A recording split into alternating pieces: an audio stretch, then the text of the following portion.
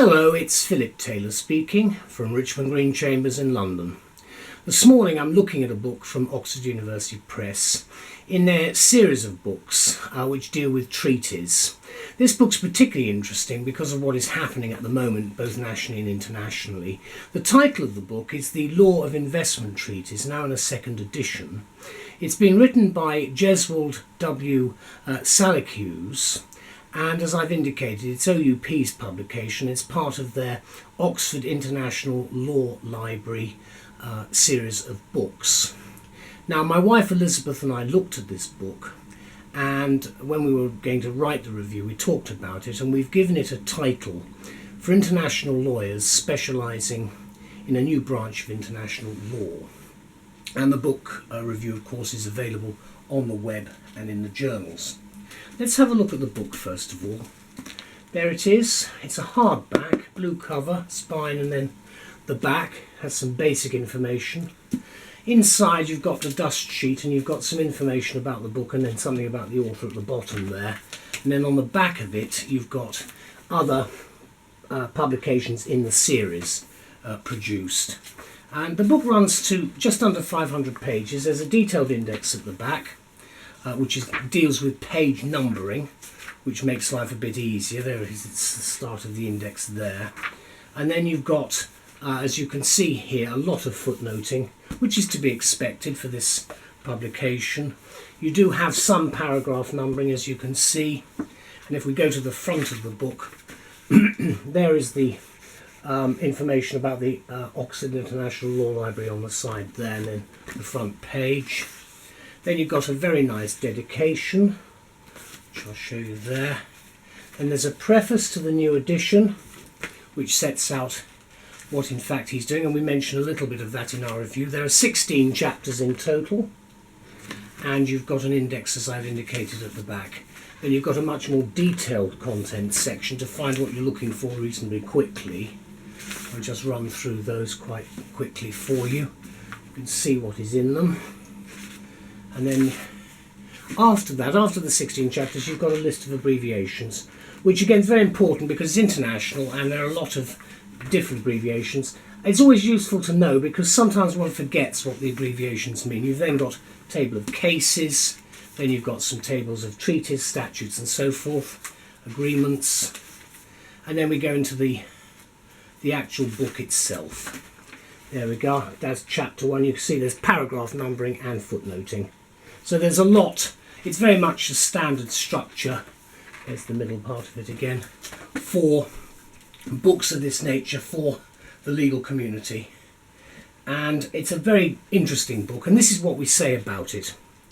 Now, here's a relatively new and fast expanding area of law, and here's a book that will be of special interest to international lawyers, particularly those who deal with investment treaties or are contemplating doing so. As a result of the relatively recent increase in such treaties and arbitral decisions, the law of investment treaties has come to be recognised as a new branch of international law.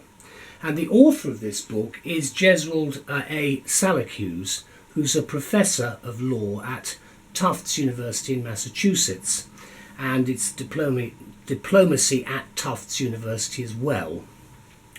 And he mentions that approximately 3,300 investment treaties have been created since World War II, with new agreements emerging almost monthly from diplomatic negotiations. And it's clearly a phenomenon resulting from the increasing globalization which we're facing and the consequent globalization of business itself. Now, as I've indicated, the book is published by Oxford University Press, OUP, and it's part of their Oxford International Law Library series. And the new second edition of what is a highly regarded work examines every conceivable aspect of investment treaties. Fundamentally, however, the investment treaty does two things. First, it grants special protected rights to foreign investors, and second, it allows investors to enforce those rights, usually by international arbitration. And we've written a number of reviews on excellent leading authorities in the arbitration field as well.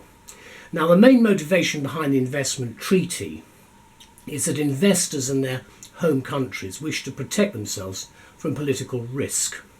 The author also makes the point that the applicable investment law is founded on treaties. This means that the distinct features of the investment treaty differentiate it from the customary international law of investment. And investment treaties have been transformative in that, as is discussed in the book, they've emerged as the fundamental tool by which two countries will create a treaty which sets down rules governing investments by their respective nationals in each other's countries. So it's a sort of a cross-fertilisation, if you like. Now, NAFTA, which is the North American Free Trade Agreement, is such an example. In the words of the author, the book aims to examine investment treaties of all varieties in a comprehensive and integrated fashion. It therefore embarks on a close examination and analysis of the law of international investment treaties, specifically in relation to their origin, structure, content and effect, as well as their impact on international investors and investments, and on governments that are parties to them. The numerous topics examined range from general standards of treatment of foreign investments to monetary transfers, protection against expropriation, dispossession and compensation for losses, the various forms of dispute settlement, which of course is very, very popular at the moment, and of course much, much more, including a new chapter in this edition on the consequences of treaty violations and the determination of damages in investor-state disputes. Again, an important area in terms of a remedy. With its extensive footnoting, detailed table of contents, index, table of cases, and conventions, treaties and agreements, this book, we think, excels as a valuable source of reference for researchers, academics, government officials, arbitrators and diplomats, as well as international lawyers. In fact, anyone even remotely involved in this area of law should acquire a copy in our view. And the law is, as stated, by the publication date, which is 2015. Let's just have a very quick look at it again. It's a moving area at the moment. We can see that quite clearly from what is happening. There's the front of the book, and then there's the back of the book there. And then what you've got, if I open it up in the middle, you can see here, fair and equitable treatment.